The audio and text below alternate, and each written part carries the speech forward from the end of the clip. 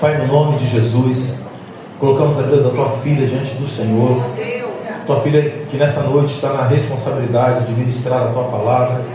Que a tua graça, a tua boa mão esteja sobre ela, conduzindo-a em toda a palavra, em tudo aquilo que o Senhor tem a porção dessa noite para a tua igreja, para nossas vidas. Pai, que seja a tua filha tão somente um instrumento em tuas mãos para transmitir com profundidade aquilo que está nas profundezas do teu coração para nós. E nós sabemos, ó Deus, que a tua palavra ela é viva, ela é eficaz, ela é simples, mas ela muda, ela transforma nossas vidas. Por isso abrimos o nosso coração, abrimos os nossos ouvidos espirituais para receber da tua palavra. Abençoa a tua filha, usa poderosamente em nome do Senhor Jesus. E todos digam amém. Amém. Glória a Deus.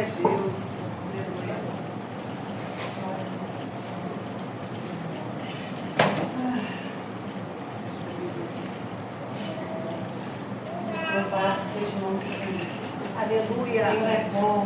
Amém. Todo tempo. Eu posso falar o Senhor é bom e vocês respondem em todo tempo? Pode ser? O Senhor é bom. Em todo tempo. Agora nós vamos fazer de novo, mas crendo naquilo que a gente está falando. Porque nem sempre parece que o Senhor é bom. Às vezes a gente passa por tanta coisa que pode trazer um pouquinho de dúvida, né? Mas agora nós vamos responder essa frase com fé, crendo que o Senhor é bom em todo o tempo. Amém? Amém. Com unção agora, com força, com fé. O Senhor é bom em todo tempo. Todo tempo. Glória a Deus. Glória a Deus. Eu queria que os irmãos abrissem as suas Bíblias em Jeremias 29, 11.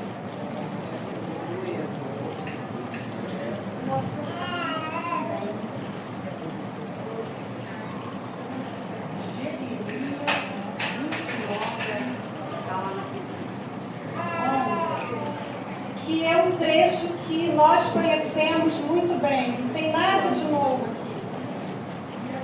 Não tem nada de novo que vai ser ministrado aqui hoje. Nada que a gente não tenha sido ministrado por tantos anos, tanto tempo. Mas talvez essa palavra caia de forma diferente, porque a palavra de Deus se renova. Talvez hoje a palavra caia no meu e no seu coração de forma diferente. Amém. Então fica atento. Amém. Não permita ser roubado nessa noite. Não permita ser sabotado nessa noite. Que nenhum espírito sabotador encontre lugar na sua mente, no seu coração. Sabe por quê? Porque nós somos sabotados o tempo todo. O tempo todo a gente dá lugar, espaço a pensamentos e sentimentos que não vêm da parte do Senhor. O tempo todo a gente fica assim, pensando, e se? Quem já pensou assim? Levanta a mão. Só eu? E se? O e se não existe. É agora, isso aí, se. Eu ouvi uma criança falando, e se? Olha. Então vamos lá? Jeremias 29, do 11 ao 13, que diz assim, vamos ler juntos? Está aqui, ó. Vamos ler? 1, 2, 3 e... Porque eu conheci os pensamentos que penso de vós, diz o Senhor, pensamentos de paz e não de mal, para vos dar o fim que esperais. Então me invocareis e ireis e orareis a mim, e eu vos ouvirei. E chameareis e me ajudareis quando me mostrarem de todo o vosso coração. O Senhor fala, eu sei que pensamentos tenho sobre vós. E quando o assunto é pensamento, entra toda uma estrutura de cognição. Se tem pensamento, tem o quê? Tem sentimento. Você não pensa sem sentir, verdade?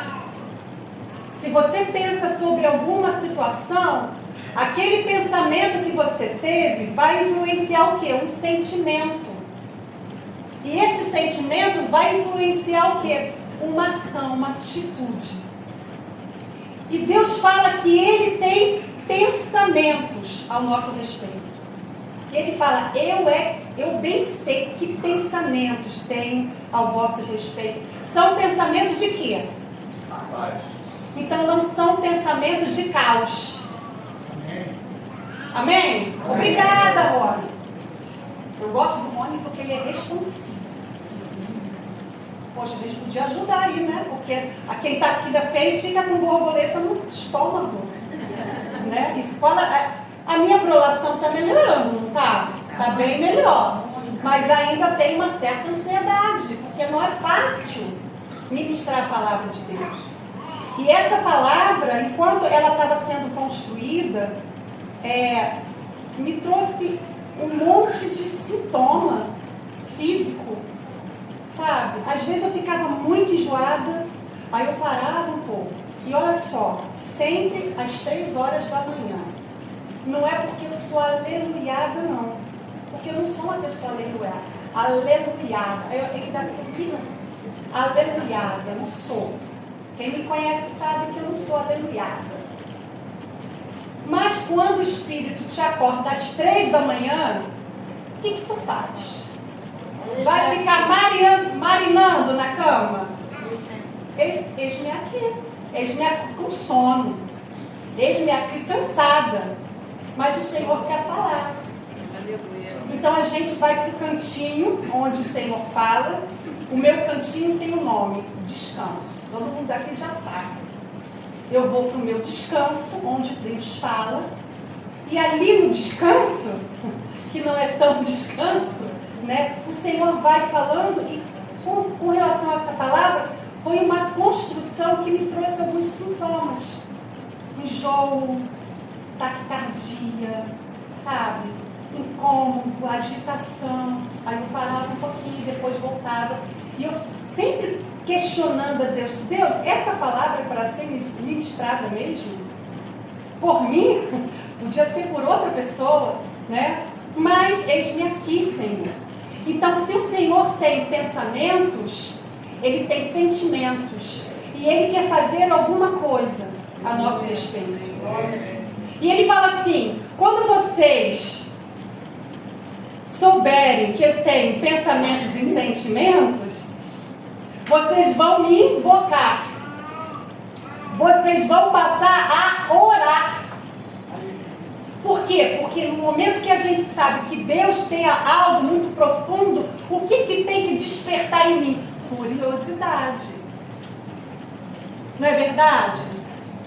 Lembra do teu filho, com 3, 4 anos de idade, falando o tempo todo, mamãe, ô mamãe, é só mamãe, papai não existe. A criança não tem pai, só mãe. Imagina o seu filho o tempo todo batendo na tua cabeça no mamãe. Chega uma hora que você não aguenta, faz o quê? Você? É o quê? Oi? Grita. Não, mas chega uma hora, gente, que a gente dá, que a gente cede. Quem nunca cedeu? Imagina o pai. Imagina o teu pai que está lá no céu, cheio de pensamentos de paz ao teu respeito. Cheio de pensamentos e sentimentos, querendo te dar algo que é maior, que é mais profundo, que você não conhece, coisas que os olhos não viram, que os ouvidos não ouviram, que você nem ousou a pedir no seu coração. São as coisas que o teu pai tem para você. Só que não tem curiosidade. O que acontece? Você não busca. Você não cava. No 13 fala assim: buscar-me-eis e me achareis quando me buscardes de todo o vosso coração. Aí bate uma certa insegurança. Por quê? Porque se por um lado existe um Deus que tem pensamentos de paz ao meu respeito, por outro lado tem toda uma história de dor, de sofrimento, de rejeição, toda uma história de perda talvez, de abandono. Por um lado tem os pensamentos de Deus, são pensamentos de paz, para nos dar o fim que a gente deseja. Mas por outro lado tem os meus pensamentos. Sabe aquela guerra interna que o apóstolo Paulo falou uma vez? O bem que eu quero fazer, não faço. O mal que eu não quero está sempre diante de mim. Oh, que conflito! A gente está num conflito o tempo todo. Por quê? Porque nós somos humanos. E porque também Satanás, sabendo do nosso conflito, ele veste ali, na nossa insegurança, no nosso medo, no nosso desespero. Como Satanás gosta de desespero. Porque quando nós nos encontramos desesperados, falta o quê? O equilíbrio. Você não sabe para onde vai, bate a dúvida, bate a incerteza, a insegurança. Aí pensa, de um lado, pensamentos de paz, é o teu Abba que fala para você, tem pensamentos de paz a teu respeito, se orienta, acorda, perde o sono, vai buscar, vai cavar. Eu tenho, já falei para você que eu tenho. Eu não sou Deus para que minta, nem filho do homem para que se arrependa, para que me arrependa, vamos colocar assim. Mas aqui tem toda uma história, tem toda uma bagagem de dor, de sofrimento, de angústia, desespero. E aí o que a gente faz com essa história? Vamos abrir lá em Filipenses 4, do 11 ao 13. Outra palavra, outra passagem que a gente também conhece muito bem. Eu brinco de pó e salpicado. O Rony não gosta muito não, mas é de pó e salteado, né? Pois a gente sabe tanto que a gente já até salpicou, né? Filipenses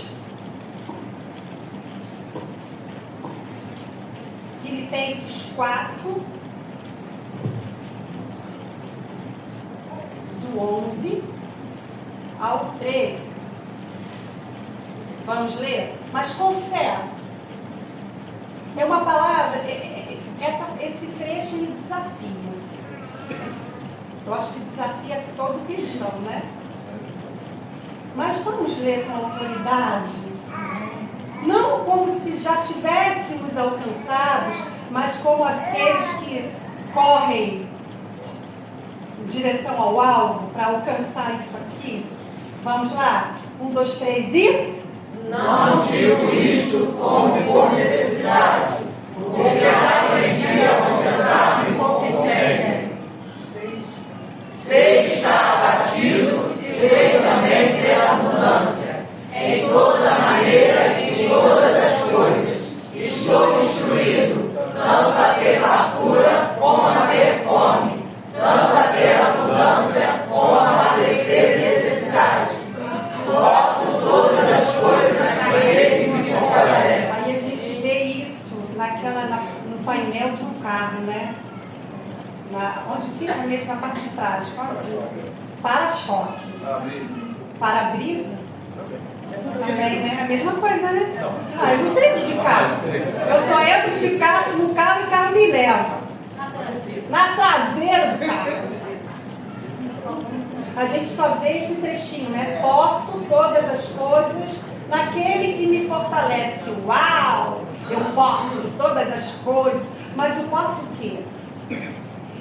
Paulo fala assim: não digo isto como por necessidade, porque eu aprendi. Ele fala, eu aprendi.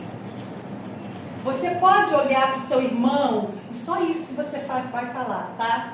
Porque às vezes a gente não é muito simpático, a gente não quer ficar olhando para o lado e falando com o irmão. E eu entendo isso, porque eu não sou uma pessoa muito simpática. Mas agora, olhe para o seu irmão como quem está aprendendo. Não fale eu aprendi. Não fale eu aprendi. Porque a gente está no processo, né? Então fala para o seu irmão assim, eu estou aprendendo. Eu estou aprendendo. Paulo fala, eu aprendi. E quando ele usa essa expressão, ele não está falando de um aprendizado acadêmico. Ele não está falando de sala de aula. Ele não está falando de uma construção acadêmica, de escola. Ele não está falando disso. Ele está falando do aprendizado da vida. E por ele passar por tantas coisas, ele aprendeu. Ou seja, não tem aprendizado sem perrengue. Vocês entendem essa palavra? Não tem aprendizado sem luta, sem dor. Quem já ouviu falar da dor do crescimento? Quem teve filho sabe o que é isso. O menino ou a menina, mais os meninos, né? Quando chega lá 7, 8 anos, eles começam a sentir muitas dores nas pernas. E aí fica a mamãe, sempre mamãe, tá? Mamãe, estou sentindo dor. E às vezes a gente não entende. Aí quando leva no pediatra, ele fala, não, ele está crescendo. Os ossos estão o quê? Expandindo, estão crescendo. Ou seja, crescer dói. E não tem crescimento sem dor. E eu já tento sair daqui do meu roteiro, porque a palavra é isso mesmo.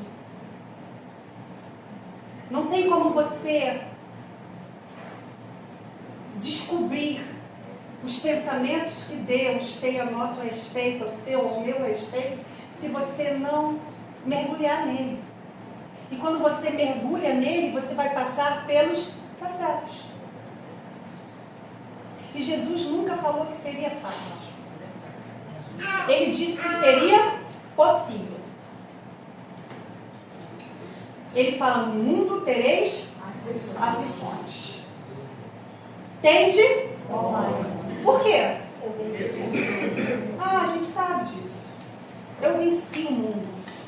Ou seja, no momento nenhum ele falou, vai ser fácil. Ele fala, é possível. Porque como homem, eu venci o mundo, sendo filho de Deus. Ele venceu. Abrindo uma possibilidade para que eu e você vencêssemos também. E aí eu queria exemplificar essa palavra com duas histórias. Duas histórias que são bem parecidas, são bem semelhantes. E nesse momento eu queria que você fizesse uso da sua mente criativa, a mente que o Senhor te deu. O nosso Deus, ele tem duas características que para mim são formidáveis. A primeira, tem muitas, né? Mas o que me chama mais a atenção é, a primeira coisa, ele é extremamente criativo. A segunda, ele é extremamente bem-humorado. Concordam comigo? Deus é criativo e bem-humorado. E Ele nos deu isso. Imagina você passar pelo que Paulo passou, reclamando, remoendo, e falando, não dá, não posso, não consigo. Imagina você passando, cantando, rindo das suas lutas, porque tudo isso vai passar. É muito melhor passar com bom humor. Não é verdade? Eu acho. É muito mais leve.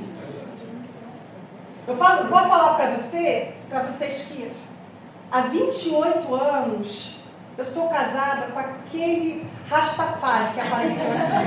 Belíssimo. Há 28 anos. Misericórdia. Imagina como... Olha isso! Coisa linda de mamãe. Vocês imaginem 28 anos passando. Olhando para ele. Imagina 28 anos passando por leucemia. Imagina 28 anos passando por fases dos filhos, por isquemia, que eu tive há pouco tempo, vocês sabem, tratamento de câncer. Imagina se a gente tivesse que passar 28 anos remoendo, trazendo peso,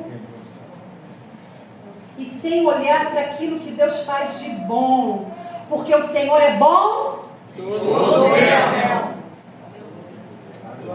Essa é a graça. A graça já tem nome, é graça. Então traga a graça para a sua vida. Amém. Traga a graça para a tua casa. A graça do Senhor te enche de alegria.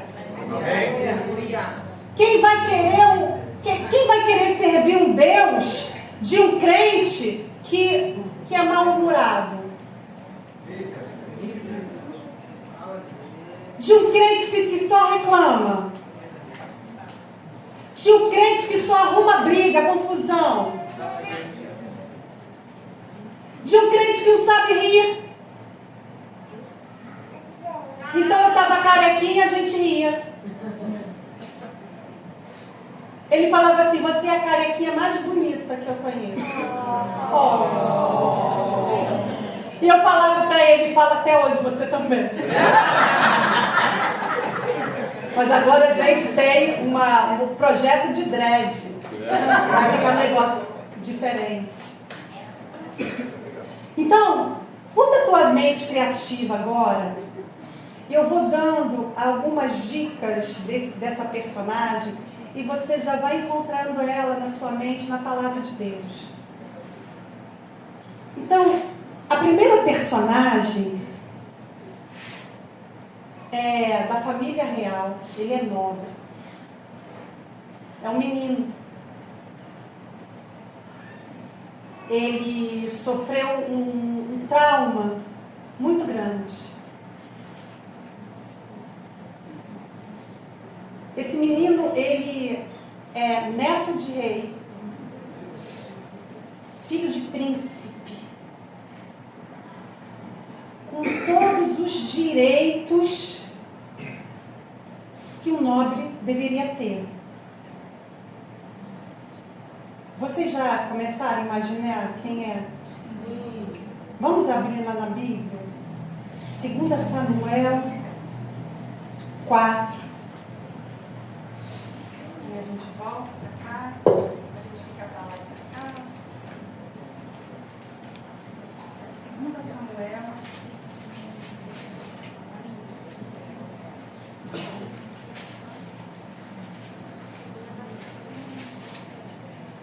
Capítulo 4.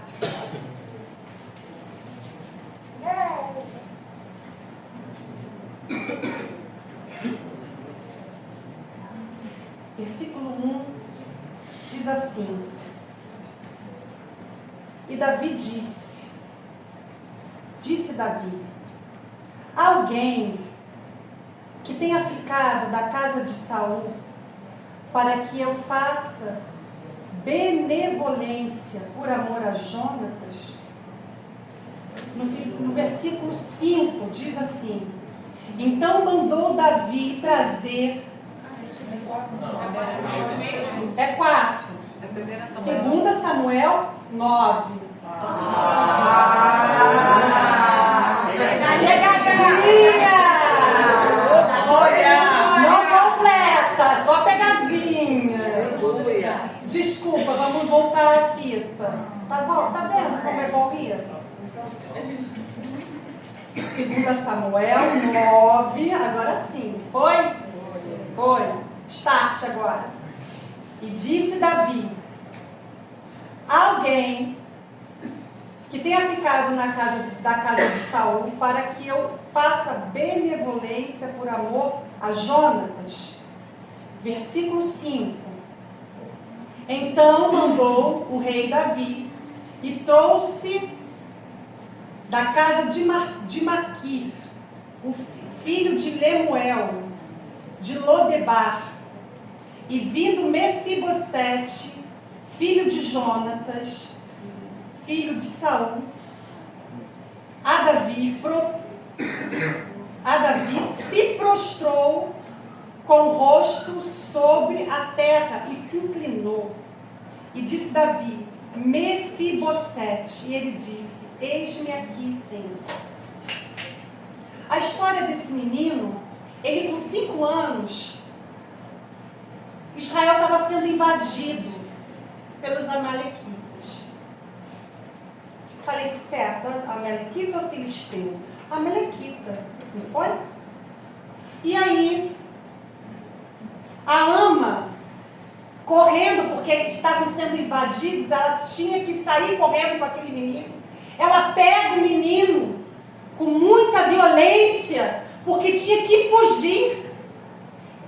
E ela cai, e o menino cai e quebra os 2 pés. Aquele menino vai sendo levado para longe de Israel. O significado do nome Mefibosete é exterminador da vergonha. Vamos pensar. Ele já tinha um nome profético. Aquele que destrói a vergonha, ou que destrói a vergonha, já possuía um nome profético, porém, sua realidade não era compatível com esse significado. Essa criança cresce dentro dos limites do rei, só que fora. Toda aquela terra era de Davi, mas ele estava longe. Ele levado para Lodebar, lugar de sequidão, ou lugar de vergonha. Pensa na sua história. Pensa no seu trauma. Pensa agora no que você viveu. Mefibosete, ele tinha todo o direito de ser servido como qualquer filho do rei. Mas um acontecimento, uma situação traumática, rouba esse direito dele. E ele fica distante. Imagina quanto sentimento pode ter ali envolvido. Por tantos anos ele ficou longe. Rejeição, desonra, medo. Imagina as pessoas que moravam ali em Lodebar, conhecendo a história dele, olhando para ele e falando assim: aí ó, é neto de rei, mas olha como está, em vergonha, em desonra. E quantas vezes você se sentiu num lugar de desonra? Quantas vezes eu me senti num lugar de desonra?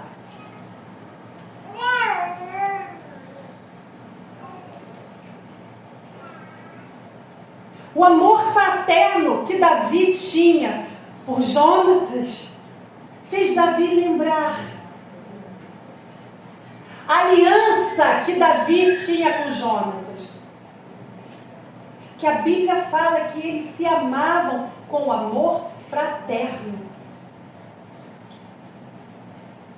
Essa aliança faz Davi se lembrar. Tem alguém na casa de Saul, da casa de Saul, que por quem eu possa fazer alguma coisa no pensamento de honrar a memória de Jonatas, que era seu amigo. Em alguns momentos, quando Saul tentava, contra a vida de Davi, quem é que batia para Saul? Era Jonatas. Olha, eles vêm por aqui, ó. Então, existia uma aliança. Outra coisa que a gente tem, o poder da aliança. O poder da aliança. Amém. Com quem você tem feito aliança? Amém. Toda aliança tem um poder. Toda aliança tem um significado no mundo espiritual. E a gente precisa observar isso. Desculpa, a sua aliança, sua principal aliança tem que ser com o seu marido. A sua principal aliança tem que ser com a sua mulher. Amém. Tem marido aí que está ouvindo amigo do trabalho e não está ouvindo a mulher dentro de casa. Então honre a tua aliança. Isso aqui é poderoso. Davi tinha uma aliança com Jonatas. E essa aliança fez Davi lembrar da casa de Saul. E aí as pessoas falam para Davi, não, tem um menino lá na terra de Lodebar. Ele é aleijado. Imagina como Mefibosete, eu tenho que falar isso devagar, né? Porque não sabe. Mefibosete. Quem quiser colocar nome de filho, olha, a Bíblia está cheia de nome estranho. Imagina Mefibosete andando por Lodebar, as pessoas olhando para ele. Imagina. E aí Davi faz o quê? Chama ele. Chama esse menino. É dia de restituição. Aleluia. E aí a gente pode trazer isso como profético para a nossa vida. É noite de restituição. Amém. Restituição é hoje. Amém. É só você tomar posse disso. Amém. Onde você foi envergonhado? Onde você foi roubado? Onde você foi exposto? Porque eu acredito que esse menino se sentia muito exposto. E a gente está falando aqui de sentimento. A gente está falando de sentimento. Por quê? Porque Deus olha para nós e Ele tem sentimentos por nós. Se Ele tem sentimentos por nós, nós também desenvolvemos sentimentos. Só que nós precisamos direcionar esses pensamentos, os nossos pensamentos e os nossos sentimentos na direção daquele que nos criou. Na direção daquele que fala, eu tenho pensamentos sobre você. E você, que pensamentos você tem sobre mim? É isso que Deus fala. O tempo todo Deus fala isso. Eu tenho pensamentos ao teu respeito. E você? Você para pensar ao meu respeito? Porque às vezes a gente só pensa na nossa dor. Não é verdade? A gente só pensa no nosso incômodo. A gente só pensa nas nossas conquistas, nas nossas vontades. Mas chega uma hora, como a gente está falando muito sobre presença, eu vou falar, hein? EBD não está fraca, não. A gente está falando muito sobre presença de Deus. Aleluia. E quanto mais você se envolve com a presença de Deus, mais contato você tem com os seus pensamentos, os seus sentimentos. Ele revela aos seus a sua vontade. Ele revela aos seus aquilo que está dentro do coração dele. Mas ele só vai revelar para aqueles que buscam. Porque é algo precioso. Quando existe algo precioso para você, o que você faz? Você corre atrás. E é isso que Ele quer de nós. Que venhamos correr atrás daquilo que para nós é precioso. Será que o Senhor tem sido precioso para nós? Uma pergunta. Eu pergunto para mim, será que o Senhor está sendo precioso para mim, de verdade? Será que a presença dele é preciosa para mim? Davi me manda chamar Mefibosete.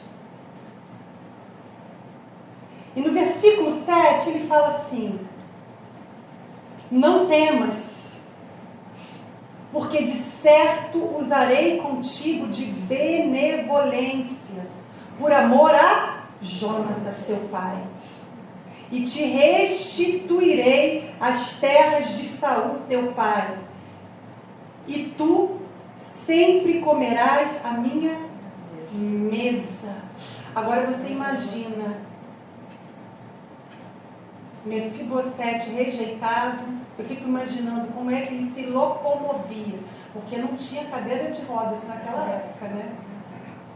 Imagina a dificuldade de locomoção. Tirado da terra de esquecimento e colocado para comer na mesa do rei. Aleluia. É isso que Deus faz com a minha e com a sua história. Aleluia. Você recebe isso? Amém. Deus quer te tirar da terra de esquecimento e trazer para a sua presença, para a sua mesa. É presença. Você não chama para a tua mesa quem você não gosta. Você chama para a tua mesa aquelas pessoas que são íntimas. E Davi estava chamando Mefibosete para a mesa dele. Restituiu a ele todas as terras de Saul. Aquele que não tinha nada, aquele que estava sendo rejeitado, aquele que tinha sido esquecido, agora estava sendo restituído. Aleluia. Agora estava sendo honrado. Vem aqui, você senta aqui, ó.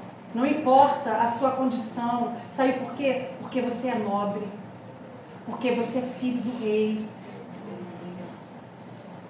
E é isso que o Senhor fala para nós nessa noite. Você é filho, você é príncipe, você é princesa, você é filha, você tem direitos. Só que olha só, Mefibosete, ele não ia sentar na mesa do rei sem passar por Lodebar. Para chegar na mesa do rei, ele teve que passar por Lodebar.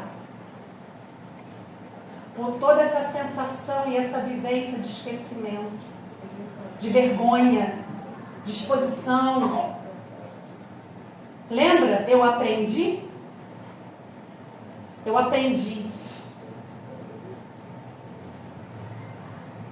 Foi o que Paulo falou. Eu aprendi. Paulo aprendeu com tudo que padeceu. E eu quero dar esse destaque para essa história. Não vamos sentar na mesa do rei sem antes passar por Lodebar. Que Lodebar você tem passado? O que tem sido a sua Lodebar? É outra pergunta. Qual é a sua Lodebar hoje? Para agora e pensa. Aquela exposição, aquela vergonha, aquela afronta. A mesa do rei é certa. O nosso rei é o rei Jesus. Aleluia. Eu vou me assentar na mesa do rei. Aleluia. Eu declaro isso no mundo espiritual. Eu vou me assentar na mesa do rei. Eu sou filha. Mas enquanto isso não acontece, na totalidade, eu vou passar pelas minhas Lodebar. E vamos passar cantando. E vamos passar adorando. E o que mais a gente tem é música para passar, não é verdade? Quanta música bonita que a gente canta aqui. Eu vou fazer valer aquilo que eu canto na presença de Deus, no meio da congregação. Aleluia. E a gente canta muita coisa forte. Não é verdade? Agora eu quero ir para uma outra história de dor. E nessa aqui que o Senhor mexeu muito comigo. Porque tem muito a ver com os dias que a gente passa hoje. Que às vezes a gente nem se dá conta. Eu quero falar de uma história e a gente vai usar de novo aquela mente criativa que a gente tem para descobrir quem é essa personagem. É uma jovem virgem, muito bonita. Também faz parte da família real, só que mais próxima do rei. Ela é tão bonita, mas tão bonita, uma beleza que chamava tanta atenção, que ela provocou a paixão do seu meu irmão. Vocês já sabem quem é? Vamos abrir lá? Estou falando de Tamar. Tamar era filha de Davi. Ela tem um irmão chamado Aminon. Aminon era filho direto de Davi. Seria o sucessor. Vamos entender essa história e vamos construindo essa história na nossa mente. E eu te desafio a anotar essas referências e ler em casa. Aminon, ele se apaixona por Tamar de uma forma que a Bíblia diz que ele fica doente. Sabe aquela febre de paixão? Ele fica doente. Ele quer ter Tamar de qualquer maneira. Mas aí dentro dele existiu o quê? Um conflito. Como é que eu vou ter a minha irmã? E ele fica naquele conflito tão intenso que ele realmente adoece. Vamos lá. 2 Samuel 13. 2 Samuel 13. Está toda a história de Tamar. Aminon adoece. E as pessoas começam a perceber que o comportamento dele muda. Acredito que ele não brinca mais, ele não ri mais, ele não sai mais para balada, né? Ele já não quer mais ficar com os amigos. O comportamento de Aminon muda completamente. Aí tem um primo, que poderia ser um amigo. Vamos contextualizando com os nossos dias hoje, porque é importante a gente falar sobre isso.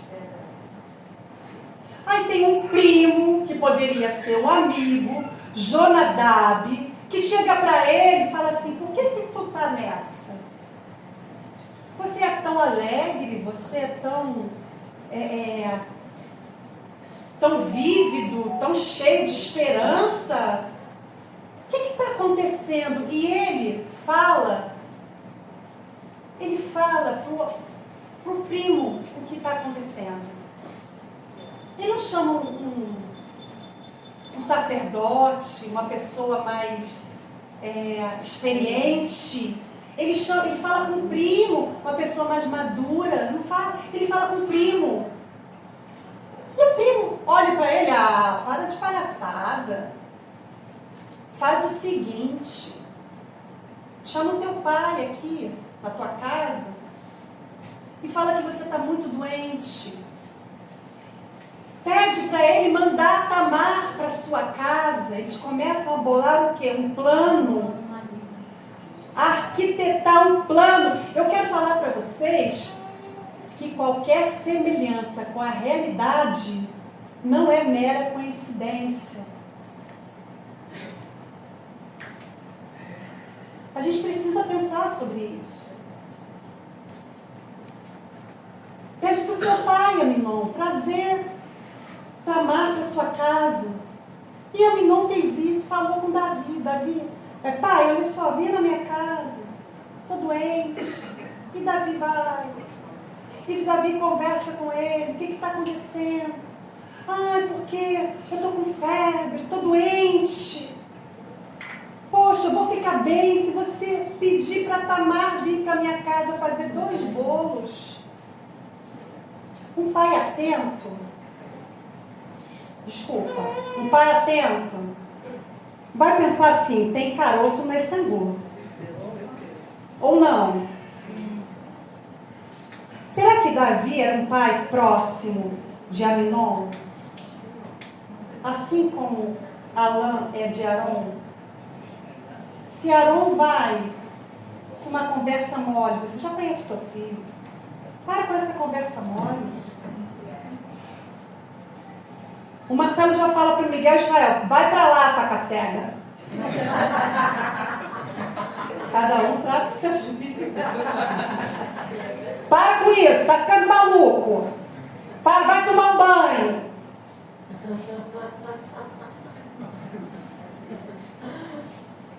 Gente, a gente fala assim, a gente brinca um pouquinho, porque é uma história pesada. Pais, vamos prestar atenção nos nossos filhos.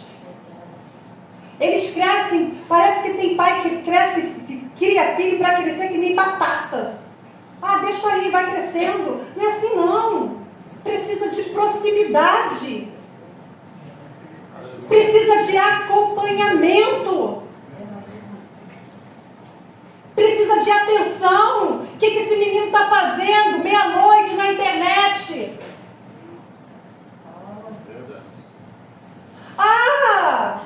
Mas eu preciso da minha privacidade. Olha, quando o Miguel falava isso lá em casa, Marcelo falava assim, olha só, vai buscar a tua privacidade lá na tua casa. Enquanto estiver aqui debaixo do meu teto, é do meu jeito. Gente, por favor. A gente está romantizando aquilo que não pode ser romantizado. A gente está tratando como se fosse uma coisa qualquer, uma coisa que aconteceu lá nos tempos de Davi, mas que está acontecendo hoje, que a gente está vendo ali, na rede social, diariamente. Meninos, jovens, que estão passando por uma cadeia, porque não foram orientados.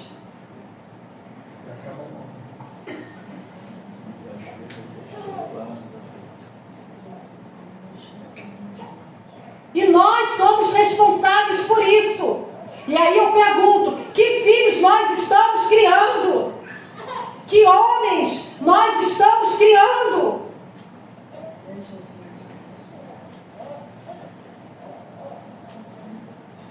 A Bíblia fala que Davi, ele ouve Aminon, coitado meu filho, e fala para Tamar, ele está lá, coitadinho, pobrezinho, vai lá fazer uma comidinha para ele, Tamar.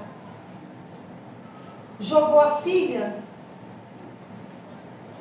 no covil do lobo. Tamar foi.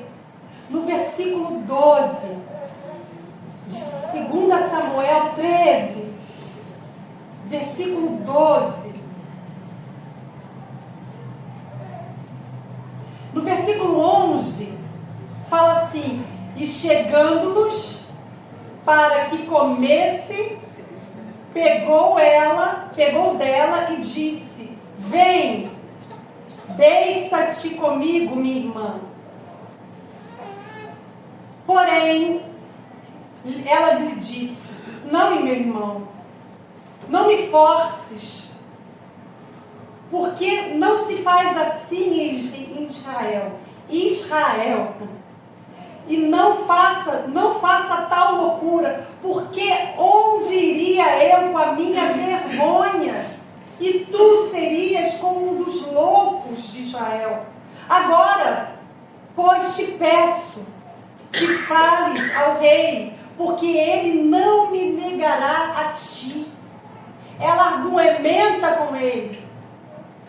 Ela tenta trazer a sanidade para ele. Imagina o medo que essa menina sentiu. No versículo 14 diz: porém ele não quis dar ouvidos à sua voz, antes, sendo mais forte do que ela, forçou e se deitou com ela. Depois, Amnon sentiu grande aversão por ela, pois maior era o ódio que sentiu por ela do que o amor com quem a amara. Disse Amnon: levanta-te e vai-te. No versículo 19 diz: então Tamar tomou cinza sobre a sua cabeça e a roupa de muitas cores que trazia, rasgou e pôs sobre a sua cabeça e foi andando e clamando.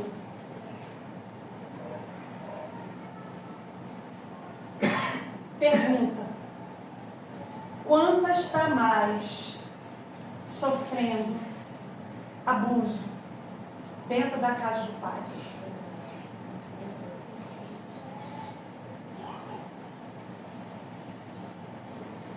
O abuso ele pode ser emocional.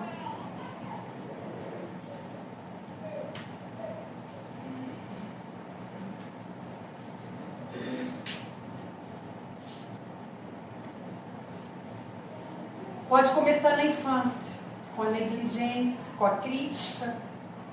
Às vezes nós pais somos tão críticos e não sabemos o quanto estamos exercendo abuso sobre os nossos filhos, com as críticas. O abuso ele pode ser a rejeição, o abandono. O abuso também pode ser religioso.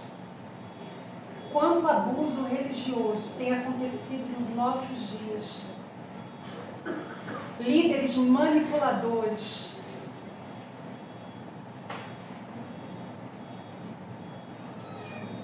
que expõem, que não tem ética, que espera você contar um segredo do seu coração, uma dor, uma dificuldade que você está passando. No domingo seguinte, a tua vida vira pauta de pregação no púlpito da igreja. Quantas vezes a gente já passou por isso? Eu já passei por isso algumas vezes. Não aqui. Se eu tiver que passar aqui, eu meto o pé. Sabe por quê? Porque Deus me preserva. Deus te preserva. Isso não quer dizer que você não vai ser confrontado, que você não vai ser orientado ou disciplinado, porque a disciplina nos fortalece. Nós encontramos nesse lugar um lugar de descanso, um lugar seguro, um lugar de ética. Aleluia. Ah, é perfeito? Nenhum lugar é perfeito. Tira isso da sua cabeça. Ah, eu estou procurando a igreja perfeita. Não vai ter. Se você está dentro da igreja, porque não é perfeito. Nós não somos perfeitos.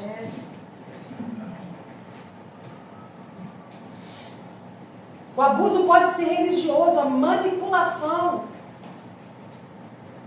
Manipulando o teu emocional para que você faça aquilo que o líder quer ou aquilo que o patrão quer. O abuso pode acontecer dentro de casa, o abuso emocional.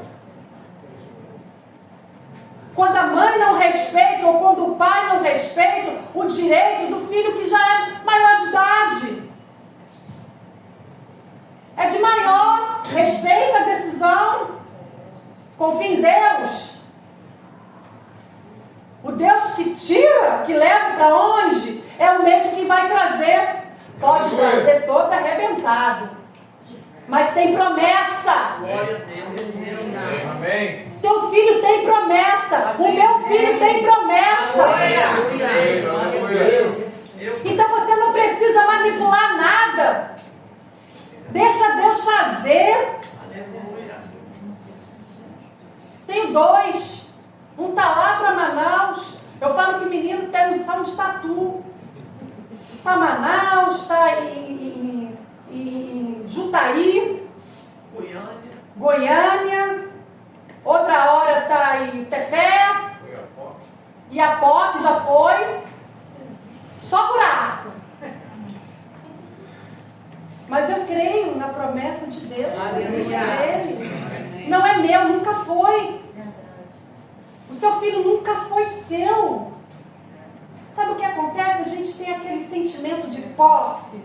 Não, enquanto está aqui, ó, debaixo da minha asinha, ele está protegido, está nada. Está protegido nada. Nada. Esse menino que tem que criar anticorpos. Ele precisa ter a experiência dele com Deus. E às vezes a gente quer tanto proteger, né? Isso é natural, isso é normal. A gente quer proteger. Mas enquanto protege, eles não crescem. E eles precisam crescer. E às vezes Deus leva para longe, como o Senhor já falou para mim, levei para longe para você não se meter. Porque Ele sabe que a gente se mete. Vamos ficar de pé? Passei do horário? Não.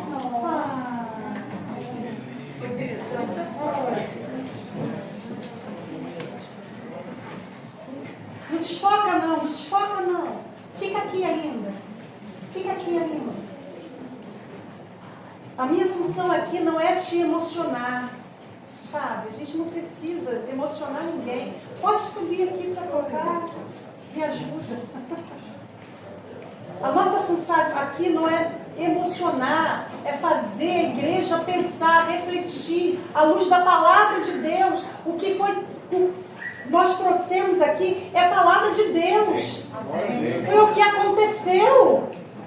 Você percebe que o mesmo Davi, que foi tão benevolente com Mefibosete, ele não teve a mesma sensibilidade para proteger a sua filha?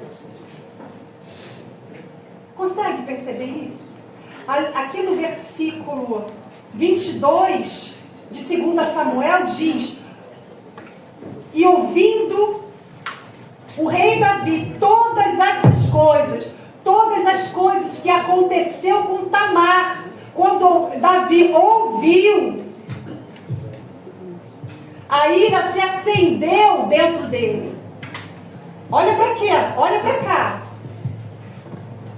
Quando Davi ouviu o que aconteceu com Tamar, a ira se acendeu dentro dele. Mas a Bíblia não fala o que ele fez para restituir Tamar. Tamar voltou para casa arrebentada, clamando, chorando, rasgando as suas vestes. Naquele tempo, as jovens virgens, filhas do rei, usavam uma veste diferente, colorida. E foi rasgado dela aquela veste que dava aquela característica de filha do rei.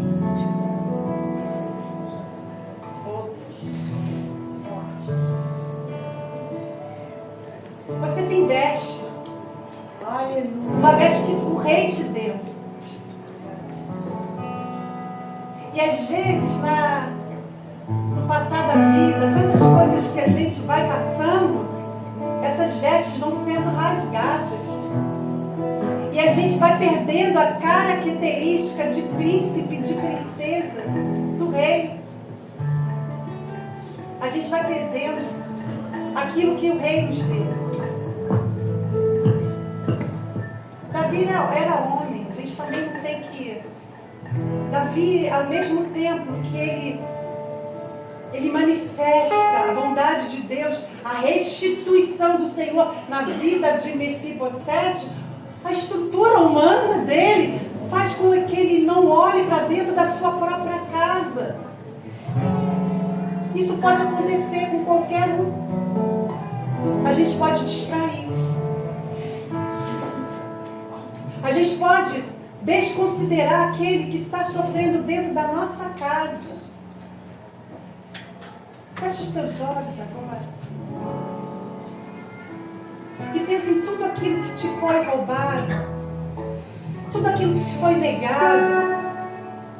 Eu quero falar nessa noite que o Senhor viu. O tema da mensagem já estava lá, né, exposto. Deus sabe. Deus viu. Deus se importa. Glória a Deus. Às vezes o homem sabe, mas não se importa.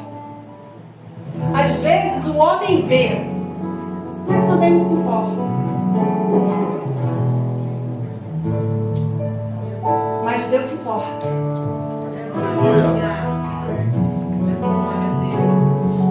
Nosso Jeová é o Rói. É o Rói. É o Deus que vê. O teu Deus vê. O teu Deus vê. E Ele se importa. Ele se importa com a tua história de solidão, de dor, de luta. Ele se importa. Quando você chora, Ele se importa. Ele vê. E Ele continua dizendo: eu é que sei que pensamentos tenho sobre vós. Ele continua dizendo: são pensamentos de paz. São pensamentos de paz. Não são pensamentos de mal. Não são pensamentos de caos. O Senhor vê. O Senhor enxerga. Começa a declarar: o Senhor me vê. Declara isso: o Senhor me vê. Senhor me vê. O Senhor nessa noite comece a ministrar no nosso coração que todos os processos de dor, de amparo que você passa têm um propósito. E nós vamos chegar ao ponto que chegou o apóstolo falando: eu aprendi. Foi difícil, mas eu aprendi. Foi complicado, mas eu aprendi. Nada foi perdido. Não teve tempo perdido, não. Porque eu aprendi. Não tem tempo perdido porque você aprendeu. E eu aprendi com tudo que eu aconteci. E você também aprendeu. Levanta-te. Levanta-te. A Bíblia fala: eleva os meus olhos para os montes, porque de lá que vem o meu socorro. É o mesmo Deus que fala que tem pensamento de paz no meu respeito. Ele está no alto. Ele está no alto. E é porque Ele está no alto que Ele consegue ver tudo de uma forma poderosa.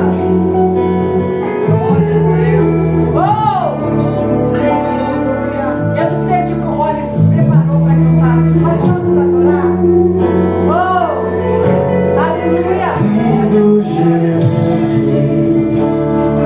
Declara isso. Meu coração.